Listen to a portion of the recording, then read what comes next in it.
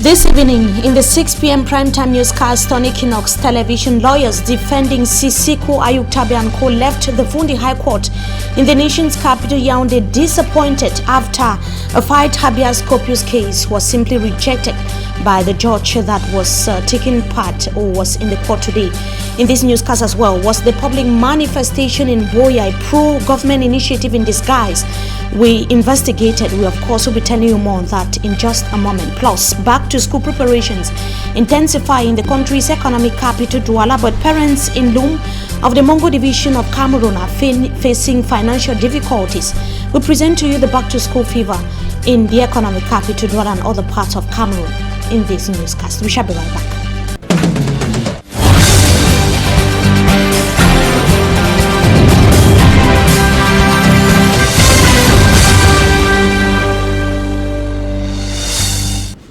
Good evening to you, ladies and gentlemen. Thank you so much for joining us in this edition of the 6 p.m. primetime newscast on Equinoxe television. Let's begin right in the nation's capital, where the Yaoundé Fundi High Court has rejected the application for habeas corpus filed by defense, the defense lawyers of Sisiku Ayuktabe and other leaders of Ambazonia that were arrested in Nigeria and taken to Cameroon. It should be noted that it was their first time to appear in court, but they were simply absent during the rendering of the judgment, or during the time when the judgment was being rendered. Let's have the details of that report in the following story.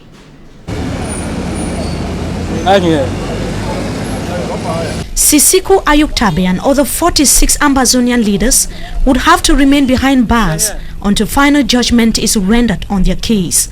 The Fundi High Court has decided so after rejecting the application for habeas corpus filed by the defense lawyers to hasten the release of the accused. In the procedure for habeas corpus, we file a habeas corpus writ. That habeas corpus writ requires that the body, the corpus delicti, that's in Latin, supposed to be before the judge. All the 10 people were supposed to be before the judge. Nobody came. They didn't take the time to bring them. So for the judge to have taken a decision to throw out the file, it's shocking, but I'm not surprised. The case was called in court in the absence of Sisiku Ayuktabe and 9 others who were due to appear before the judges Thursday. The defense team has described the absence of their client as a fatal error. So that is a fatal error, which they were not even supposed to open the file. They were supposed to just adjourn the file so that we can have the opportunity to bring them. They can have the opportunity to bring them. They went ahead and said that the other 3. The free government lawyers added into the defense team has equally been criticized.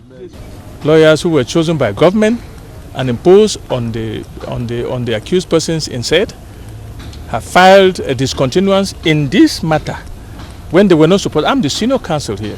I was supposed to be the one to file if there's anything to file. They went ahead and filed. And secondly, they claim that there's a document which they call Déclaration sur serment. When they say Déclaration sur serment, you don't take it in the quartier. You don't take it anywhere. You take it before the judge. So if they were here, we would have had them to sign that declaration before the judge. But they were not here because they were not produced before the judge. Barrister Frujan Saw and other members of the Defense Council have described the proceedings as political and pledged to file an appeal. Politics has entered in the judicial system in Cameroon. Thank you very much. No, we are going on appeal. We'll go on appeal until we get to the bottom of it. The national and international community are still to set eyes on Sisiku Ayuktabe and 46 others arrested on the 5th of January in Nigeria and transferred to Cameroon. After worries on their whereabouts grew higher, the government of Cameroon declared that they were safe and sound.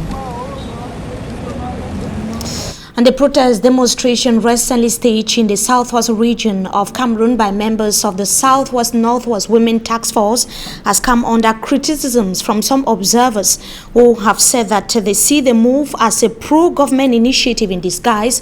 They question the ease at which the event actually took place, whereas similar initiatives in Buea, the littoral region and the central regions of Cameroon have simply been turned down by administrative authorities. However, the initiators of the protest demonstration have said that the demonstration had no political leaning. Let's have the details with Mfomi Armstrong Sander.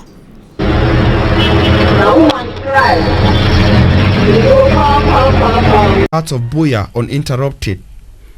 At the Bongo Square surrounding where the heavily attended manifestation took place were military vehicles and security officials, but their presence was no hindrance to the protesters. Some opinions have brandished the initiative as a pro-government manifestation in disguise. They justified their views on questioning why the manifestation took place without interruption, whereas similar initiatives to call for peace in the troubled regions have either been banned or protesters molested. A situation witnessed in Buea, Bamenda, Douala and other localities across Cameroon. Reacting on these views, Madam Omam Jomo, president of the Southwest and Northwest Women Task Force and founder of Reach Out Cameroon, said she is not a member of any political party and has no link with political partisan interests. She continued that as a civil society leader who has been active for many years, she could not be silent in the face of atrocities, killing and suffering in the north and southwest regions of the country. She further stated that the protest was open to every woman touched by the events in the two English-speaking regions of the country. And traders in Bamenda, we bring you updates on happenings in that part of Cameroon, have cited series of reasons why they have opted to stay indoors on Mondays, observed as ghost town in the two Anglophone regions of Cameroon. They called on the government officials to create an enabling environment for the population and business persons to go about their day-to-day activities normally. They were speaking during a crisis meeting which took place in Bamenda that was this Thursday. Details in this report. It will be fine if we, because we see them, we know them. At the Bamenda Congress Hall Thursday, traders of the town's main market were present to table their series of grievances to local administrators. The meeting came after the governor of the Northwest region shut down the Bamenda main market on grounds that traders opted to stay indoors on Mondays. Governor Adolphe Lille-Lafrique decided that the market will remain closed throughout the week unless the traders stopped to observe the ghost town day. After enduring for 3 days, the traders stormed the governor's office Wednesday, where their problem was addressed and the market reopened. But then, a Thursday meeting was scheduled for them to explain why they failed to open their business premises on Mondays. Markets are not open on Mondays because of no customers. Point number one, right? Markets are not opened on Mondays because there are no customers. When two elephants are fighting, the grass suffers. The government should create a conducive environment for the entire population, including the traders that we are. There is no transportation means on ghost town days in the Northwest region. Our shops could equally be targeted. There is no adequate security to protect us against gun exchange between pro-independence fighters and security forces. They shoot tear gas for market, and two, they shoot gun in the market where they have the fear and run come up market so that they fear. One of them tried to describe the army as friendly, but was highly criticized. If you're not trying for front policeman in Ocean 2, when you are trying to talk to my sisters and brothers, they say, policeman, when you meet up, go directly to. No fear. When you fear him,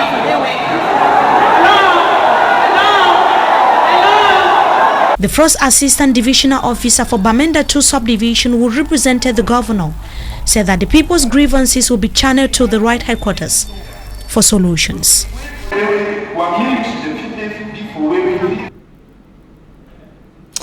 And back to school atmosphere in the two Anglophone regions of Cameroon has remained uncertain despite multiple calls for classes to resume effectively in the northwest and the southwest regions. A similar call was re-echoed by Governor Bernard Okalia-Bilai and other local administrative officials. That was yesterday. It was during a special live program that was aired on the state media. Details with Derek Jato. How to take off for the 2018-2019 academic year is top on the Southwest Governor, Mr. Bernard Okalia-Bilai's agenda. At the conference hall of his office recently, the Southwest Governor started by demanding from academic stakeholders of the region to present the situational report on the ground as the countdown narrows. As concerns preparations, the book list is already available. We know that there is just this one child, one book policy per subject. Other than that, the school doors are open. On their part, as school authorities, they are ready, but the interest on the ground, from students to parents, is yet to gather the expected steam. Noted, the Southwest Governor the next day took the Operation Back to School campaign to another altitude. The same academic stakeholders are invited, plus traditional rulers and municipal authorities, to an outdoor live program on the airwaves of the state radio station in Boya. They pretend that by protecting the English system, they should kill English. Because if you don't go to school, you will not speak English. So I think that everybody has understood now, and let us move forward, please. As a team with one goal, to convince the academic family of the region to see reasons of sending their children to school. And I'm inviting the parents and all the leaders to open dialogue with those people, because they are our brothers and sisters. They are coming from our villages. Let us tell them that the issue of preventing children to go to school can no longer work. It is their wish to welcome pupils and students in their various institutions come Monday, September 3, 2018, day 1 of the new academic year in Cameroon.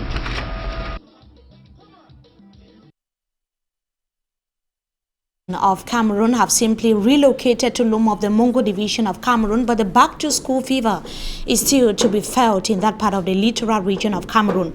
The lack of finances to purchase school needs for the children and increase in the prices of some school kits have so far been cited by the parents as huge stumbling blocks. Details with Simanji and Gabriel. This school that was initially in Tombel will go operational in Lum, Mongo Division this year. This is as a result of the Anglophone crisis rocking the Northwest and Southwest regions. Peoples who are displaced from the trouble zones of the Northwest and Southwest for the past 3 academic years, that due to the socio-political atmosphere in the Southwest region, the proprietor, with his aim to educate young Cameroonians, thought it wise to displace the school from Tombel to Lum. A new compound has been prepared as registration is also going on. The parents are doing their effort to register their pupils. Apart from the school, many students and pupils are also reported to have flooded the Mongo division for the fear of the unknown this academic year in the 2 English-speaking regions. Unfortunately, book vendors in the Mongo division are less busier days to the kickoff of the 2018-2019 academic school year, built for September 3rd. The timid turnout of parents and guidance has been linked to the difficult times parents in this part of the country, who are mostly farmers, are facing. We have few parents that are about to buy the books. Some are buying, some are not buying because of lack of finances. Most people are still planning to buy these books. And due to the increase in prices in the market, parents are unable to afford for the quality books and the quantity they need because of the increased prices. Another roadside book vendor is blaming the government for the late publication of the book list after investing hundreds of thousands in buying books, but many changed at the dying minute. C'est tout récemment que la liste est sortie, il y a de cela un mois. We have already invested more than 500,000 on getting books. It is affecting me so badly. Ça nous affecte tellement. Apart from books, the turnout for the purchase of other school items like bags and uniforms is also very low. In some schools that we visited, last-minute preparation are ongoing, with fields being cleared and new touch of paint on the wall. Parents are also spotted waiting for their turn to register their children. But too bad, the new methods of paying tuition fees imposed by the secondary education minister is not too welcomed by the parents, as they all call for the old system to be maintained. Cameroonians don't have the means to pay in one installment. Parents should be allowed to pay the tuition fees of their children according to the means available. Reasons why I reiterate that things should go back as before. The new school year starts next September 3, 2018, but the fever of back to school is still to be felt in Mongo Division. That is the atmosphere in the Mongo Division of Cameroon ahead of back to school. Now, the littoral regional delegates of basic and secondary education still in the littoral region have urged private school proprietors within their area of command to respect the 2018-2019 academic calendar to the latter. During the General Assembly of Private School Proprietors in the city of Douala, that was today, the regional delegate of secondary education indicated that the 3rd of September back to school date would have to be respected. It was simply responding to a school proprietor that was indicating that the back to school date that is slated for the 3rd of September should simply be postponed. Details with Babla Jonathan. Few days to back to school, private school proprietors in the littoral region of Cameroon are discussing their challenges and mapping out strategies to deal with the several stumbling blocks on their way in a bid to ensure a hitch-free 2018-2019 academic year. They met at their General Assembly in Douala Thursday. The challenges we are facing today are enormous, but in all these challenges like a kind of the books, the provision of the books for the children. It's quite serious because if you watch now, the government have changed all the books, but right now when you get to the market, you will not see most of the books. So it's a very big challenge that we are facing right now. And again, the support from the government to see how this thing can move forward. We have meetings like this one that are good opportunities for us to come and give some energy to this, the stakeholders of private school. During the opening ceremony of that meeting, the littoral regional delegate of secondary education explained to them government's efforts to address their challenges and the problem of clandestine schools. And you can understand that somebody cannot invest billions to make books that have not yet been adopted. They were supposed to wait that the National Committee of Private Books bring out the list signed by the ministers.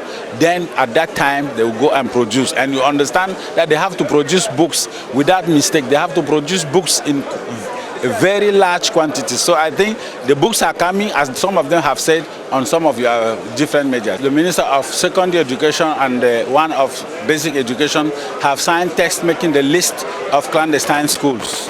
With the order of the governor of the littoral region, the SDO and the divisional officers of all the various subdivisions have closed all those schools. In response to the request for postponement of the back-to-school date by 1 week, expressed by one of the proprietors on grounds that it is a problem that students and pupils should return to school without textbooks, the delegate of secondary education for the littoral region dismissed the proposal.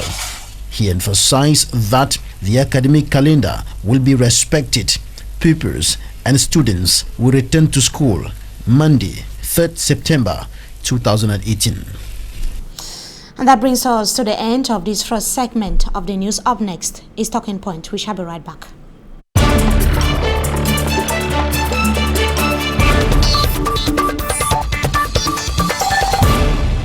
Good evening to you once again, ladies and gentlemen. Tonight you have been joined by historian, he is equally a political analyst, Mr. NGIMNDUH Gilbert. Good evening to you. Thank you so much for joining us tonight on Talking Point.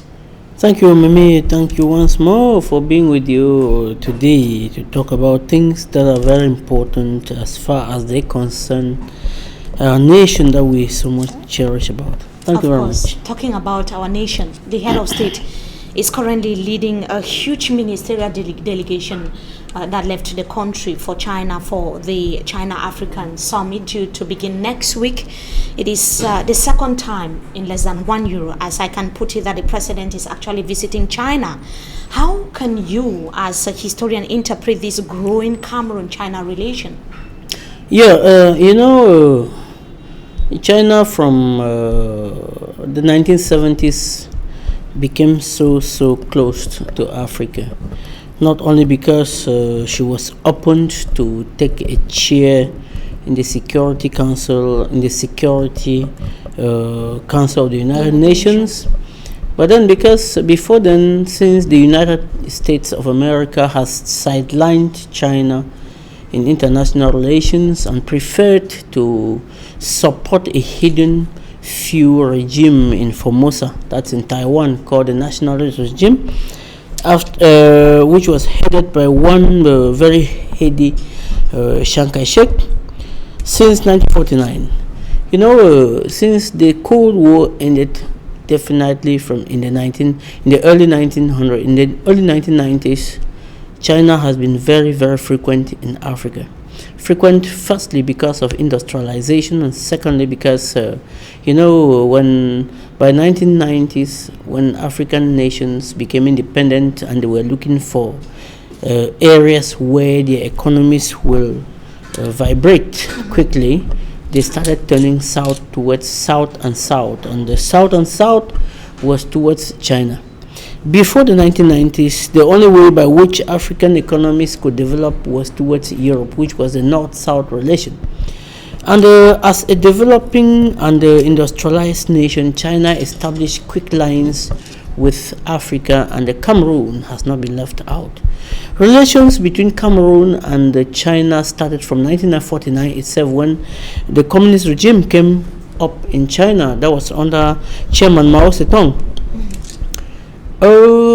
By then, Cameroon was still a trusteeship territory. From 1961, Aidjo developed a kind of attitude which was anti-China, because China was a communist state and was seemingly supporting the UPC in Cameroon. But then, after that, when the UPC was finally crushed following the death of Ernest Wandier in 1971, Aidjo, I must use this word, shamelessly created a kind of link with China, because he had, first of all, hated China at the international level.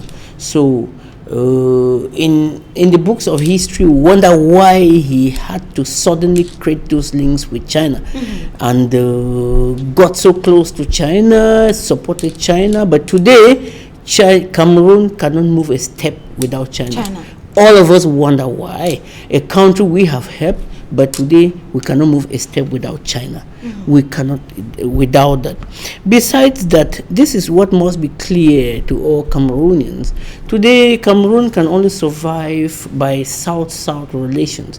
South-South relations, why? Not only because they are the ones that can survive the economy of Cameroon. Only. That is the key word. I must say only. Yes. Because Cameroon equally has relations with the United States of America and France. I insist only survive because diplomatic relations between France, Cameroon, United States, Cameroon, Germany, Cameroon, and whatsoever European country are in the first place North-South relations, which are attached by strings. What do I mean by strings? Conditions that surround whatever economic help because what relation do we have with Europe that doesn't surround economic help? Politically, Africans are, according to them, the way they think, trying to be democratic, but as it stands now, we cannot withstand the level of Europe. Secondly, socially, the social structures that we have in Africa, we cannot go to the level where Europe has. But then, if the politics of a country, if the political development of a country is very, very, the political development of a country is very, very developing, social development of a country is very, very sober, and then moving on, it depends all on the economic development. When there are no resources, when there are no economic developments, political developments cannot even be visual. Now, Cameroon has resources.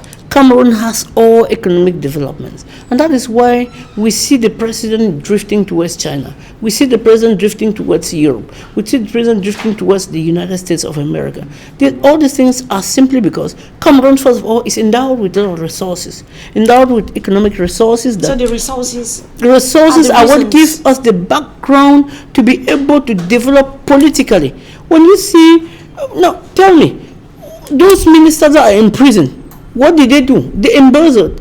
If a country is as poor as other countries that do not have resources, that do not have finances, will a minister alone embezzle billions that he will find himself in prison after being a minister in government? It is difficult. Cameroon has all those things. It is because poor management has drifted us to where we are today that we cannot be able to manage the resources we have, natural, human, everything that we have today, that people now think that we have to depend on Europe. So how is we have to depend on China before we beneficial to Cameroon?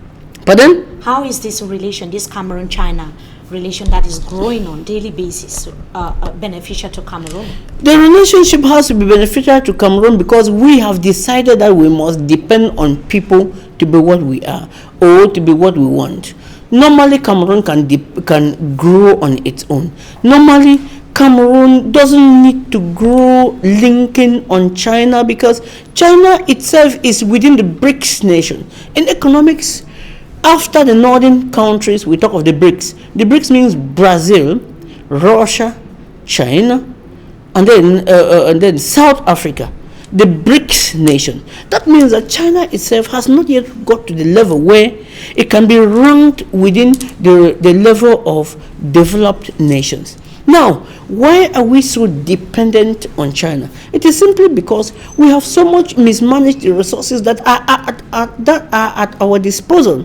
So much so that we can no longer do without a country that is managing its own resources well. For example, China, for example, Brazil, for example, Russia. Russia is not is in economics not yet considered as a developed nation.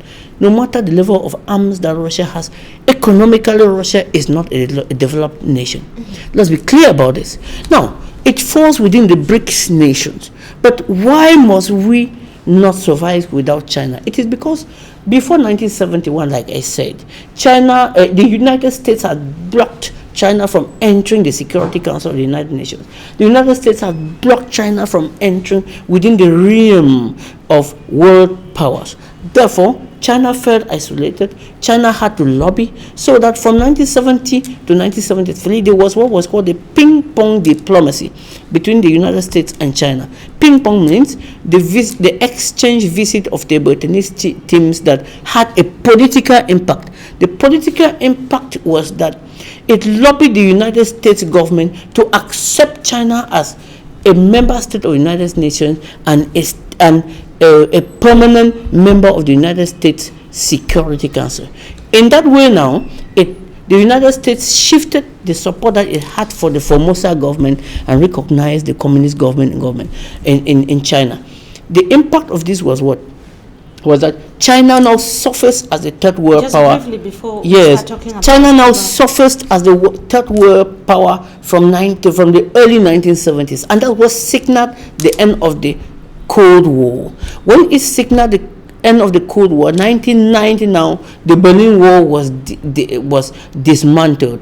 The dismantlement of the Berlin Wall now signal that communism has died. That's what opened China to Africa. Because Europe and the United States could not open Africa to China, to the communists. It happened in China. Patrice Lumumba died because he solicited support from the communist world. The United States opted that he should be physically eliminated, and that happened.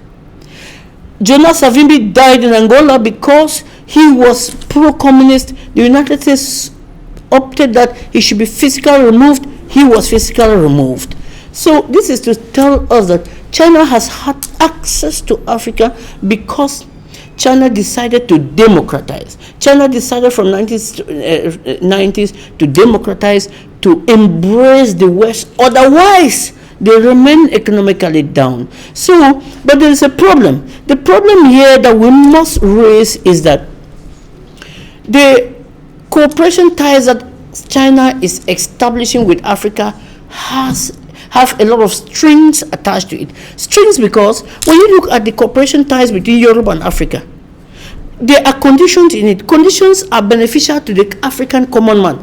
Common man in that they oblige African nations to, or African but that countries. is different with China. Yes, African countries to be democratized at least.